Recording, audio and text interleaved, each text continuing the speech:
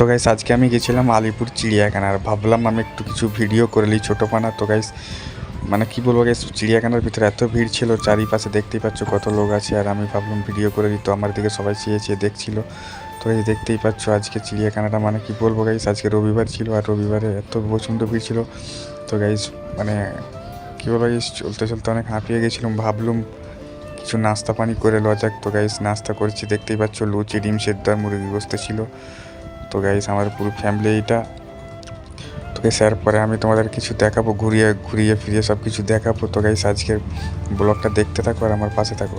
তো গাইস দেখতেই পাচ্ছ আমি মানে চিড়িয়াখানার ভেতরে আশেপাশে আজকে ঘুরছি, এখন বাঘ ভাল্লুক দেখতে যাচ্ছি না, এরপরে আমি যাব। তো গাইস এইটা হচ্ছে আমার, গাইস দেখতেই পাচ্ছ দূর থেকে ওখানে জিরাফ দেখতে পাচ্ছ, লম্বা লম্বা কি বড় বড় জিরাফ আছে। আর আমি মানে ফার্স্টে দূর থেকে সবাই ফ্যামিলির গেছিলো, বলছিল ভিডিও করতে, তাই আমি একটু ভিডিও করলাম। তো জিরাফটাকে দেখতেই পাওয়া যাচ্ছে তার মধ্যে। তো গাইস দেখতেই পাচ্ছ।